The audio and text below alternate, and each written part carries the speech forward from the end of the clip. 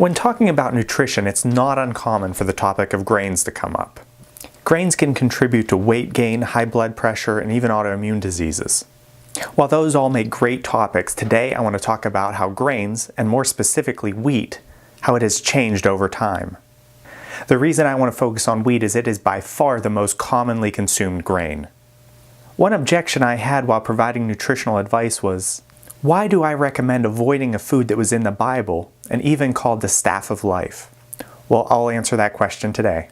Wheat goes way back 10,000 years, but back then it didn't seem to cause the same problems that it's causing in today's culture. So why is it causing problems today? It's because we aren't eating the same kind of wheat. Wheat has changed significantly over time, and that's what I want to talk about today. We are going to go way back 8,500 years ago to the Fertile Crescent.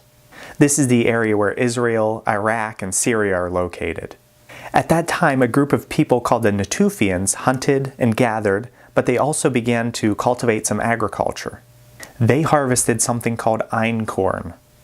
Einkorn is one of our earliest forms of wheat. This was a pretty simple plant and organism with only 14 chromosomes. It didn't have all the baking characteristics that today's wheat has. It was primarily ground up and ate like porridge. While einkorn was being cultivated, it decided to settle down and find a wife.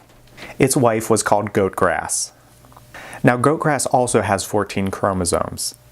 Together, they had a baby called Emmer. Emmer was a little more complex plant with 28 chromosomes. So the 14 chromosomes found in einkorn, combined with the 14 chromosomes found in goat grass, resulted in the 28 chromosomes found in Emmer. Now, Emmer was very likely the wheat found in the Bible, and talked about and called the staff of life.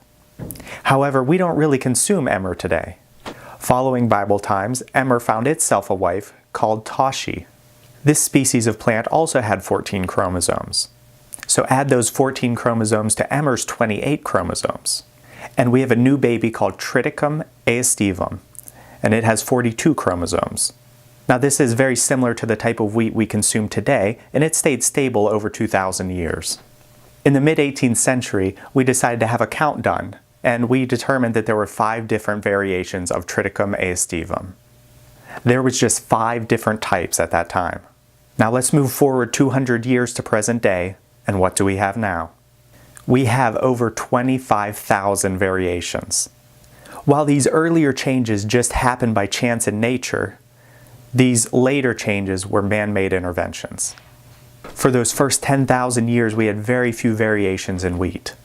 Now, in the last 50 years, wheat has changed considerably.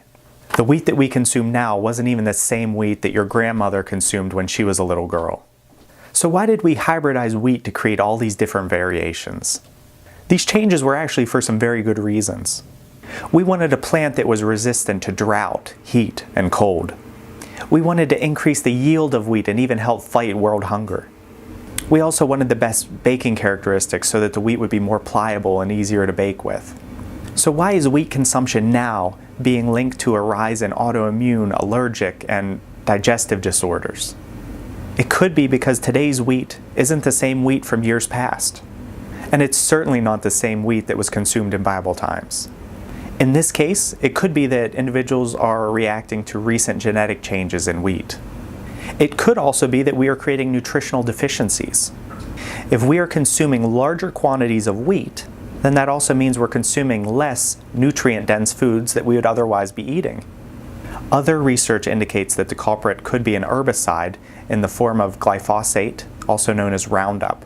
In the late 1990s, farming companies began spraying their fields of wheat with Roundup a week prior to harvesting. They found that this dried out the wheat and increased yields. The downside is that Roundup is found in the foods sold to consumers. Regardless of the cause, we found that a gluten-free diet can greatly increase the outcomes of individuals with autoimmune, allergic, and digestive disorders. I hope you guys enjoyed this brief history on wheat. If you have any questions, feel free to leave them in the comments below. And don't forget to give the video a thumbs up so we can continue reaching more people and creating a healthier community together.